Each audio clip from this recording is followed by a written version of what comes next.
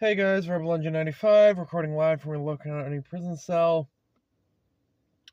I already did one take of this, and as we know, I hate doing duplicate takes, but this is, things have been whatever for the past couple of weeks, which is why I haven't posted at all, and yeah, I'm kind of tired. But, I'm gonna give this one a go, because, this is a fight that I think is best described as, it's one of those examples of, and I almost didn't do it for this reason, it's the character, they're sometimes when you get characters that are too similar, it stops being interesting because it's just a mirror match at that point, not necessarily a reference to fighting games like I normally use. But yeah, it's just like yeah, well, you'll see what I'm talking about. So this is Leatherface from the Texas Chainsaw Massacre franchise and Piggsy from the Manhunt franchise, but really just Manhunt, the first one. Yeah, but this is these two are so similar, and they're not necessarily one-note characters when you look into the psychology and the story behind them and everything, but or at least what's provided for them. But they're when it comes to something like Death Battle, they're very they're very cut and dry characters, right? And because of that, putting them against each other, it kind of seems like, wow, there's really not many factors here to consider. But I'm gonna do the best I can here.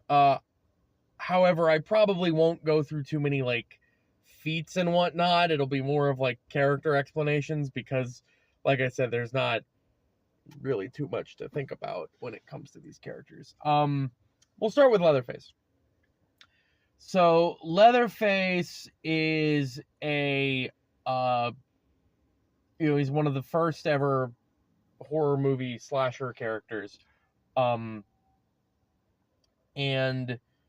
also the Texas Chainsaw Massacre happens to be one of the most artistically influential horror movies of all time. And yeah, Leatherface is kind of a case study in some psychology, because people look at him as, just the typical slasher villain, but in reality, he's sort of a victim in the way, he's a victim sort of in the same way Jason is, but not to that degree. So he's a member of the Sawyer family, later retconned to be the Hewitt family, but then not retconned because the 3D world is a direct sequel to the original, and then the prequel keeps continuity with that, whatever. But yeah, he's originally part of the Sawyer family, who are a family of butchers, slaughterhouse workers, cannibals, etc., etc. And they're all just, they are all psychopaths regardless. And they've also been incredibly abusive to Leatherface, even though some of them are, most of them are just his brothers. But he is the biggest and strongest in the family because he has a growth condition. It's not gigantism. I think it's called anomegaly or something like that. I don't remember exactly what it's called, but I looked it up before I did the video. It's like a tumor on the pituitary gland, which causes it to produce more growth hormone, which means he's going to become physically. So he's an abnormally large person. But it doesn't seem to be slowing him down too much, all things considered. But as the Sawyer family are, in addition to being cannibals, they're also huge practicers of incest, apparently, and inbreeding. Um, there's a lot of mental health deficiencies, and Leatherface, I think, has been described as having some sort of disability or another. I think there's like a fan, like some some fans did like an analysis of him, and he has an IQ of like 60 something. But I don't know that that's like canon. Um, but yeah, he has the Sawyer family, despite him being, the basically the attack dog of that family. He's really just been abused and victimized his whole life. I mean, he doesn't really, and this is kind of the interesting thing about his character, is he doesn't do any of the things he does out of like malice. He's not like some deranged person who can't help but kill. He kills out of fear, both fear in the way that like an animal, will attack out of fear, but also fear that if he doesn't, his family might, start beating him again, even though he's like twice everyone's size. Yeah, so he just doesn't really. And in fact, his patented mask, which he has several of, and is made of the faces of his victims. His masks are kind of like representing him developing a personality or becoming a personality, as he kind of lacks one of his own. So when he wants to be like more caring or maternal, he puts on the mask of a woman and whatnot. And when he wants to, and he's very rarely like an aggressively violent character. He's usually just confused and acting out in fear. That being said, he is also incredibly good at killing. He carries around things like it's a type of sledgehammer. Like it's like a one-handed sledgehammer that is used to kill, like livestock. And it's very effective at killing people as well. And his chainsaw has gone through some adaptations over the years. But as we've seen, not only does it, cut through people like butter, but he's used it to like cut through things like cars, though he hasn't been able to cut through like really, really thick metal, like metal, like industrial metal doors. He's had not been able to cut through. But still, being able to cut through cars means it's probably more akin to, I mean, it is a chainsaw, but it probably has more similarities to something like a power saw in that case, because like even a chainsaw, isn't gonna like slice right through bone that easily. It's gonna, from my understanding, not personal experience, obviously. But I actually had to look up a lot about chainsaws because both these characters use chainsaws, and turns out they're incredibly unreliable. They jam all the time. If they hit something, they fly back at you. Yeah. But yeah, so his chainsaw's probably more akin to something like a power saw, which is like incredibly easy to cut through things with. And yeah, basically he's just this kind of tortured soul which sounds really bad to say about a character that's murdered all these people. But yeah, he's I don't know what else to say. He's Leatherface, what do you now we'll talk about Piggsy. Piggsy has even less to talk about, believe it or not, because Manhunt is... I've played Manhunt. Stealth games aren't my favorite, and, the shock factor and the entertainment factor of sneaking up on somebody and brutally murdering them with a third-person perspective, it gets old after a while for me. But essentially, in Manhunt, you are an escaped... I think you're a death row inmate. You're not escaped, really. You're more like broken out, and you're broken out by, or at least your breakout is organized by Lionel Starkweather, who is a snuff film director who has employed countless people over the years, and he wants to employ you to create snuff films to sell, and et cetera, et cetera. And one of his former associates is Piggsy. Piggsy was hired.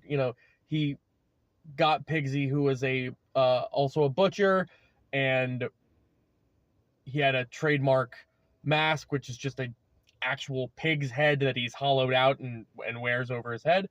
And Piggsy used to be a snuff film actor. Actor feels great, weird saying him like that. Used to be a snuff film actor for Lionel before going absolutely insane and being driven to cannibalism to the point of basically becoming an animal, right? He basically became a pig that just seeks, that just seeks food and seeks killing. He just got driven insane by all the nonstop murder, and he basically, his psychology is basically devolved to that of being animalistic. He doesn't really talk much. He just communicates in grunts. He all he really says is like Piggsy hungry, Piggsy hungry, Piggsy hurt, Piggsy, things like that. He is a very large individual. He's like a big, I want to say fat, but he's a big fat guy. And but point is, he was driven completely animalistically insane from his job. Now, normally, Lionel would have somebody killed for that, but being the resourceful individual he is, he realized, I need a way to get rid of these bodies. So, coincidentally, Piggsy being a cannibal, Lionel chains him up in the attic and basically uses him as a garbage disposal. Just dumps the bodies off and lets him go to town on them.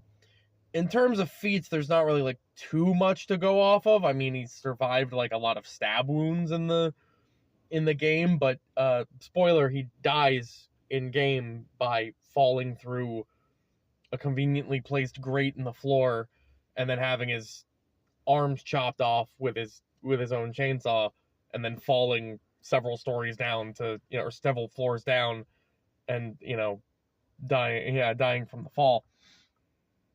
But yeah, who do I think is going to win this? So, pretty convincingly, I think it would be Leatherface for a few reasons. Like I said, these characters are very, very similar, and it's kind of hard to, when they're this similar, it's kind of hard to pin an advantage. So, as I've said many times with quote unquote regular human characters, the devil's in the details when it comes down to a fight like this. So, Piggsy is a really big guy. Leatherface is actually unnaturally big due to his condition. So I would assume he's a lot stronger, based on that. That's kind of just conjecture, but it's, he has probably the stat advantage. Now, Piggsy is really I said Leatherface has some disabilities and probably isn't very smart, but he is he's very good at killing, first of all, but he's also he is capable of thought and expression and things, etc.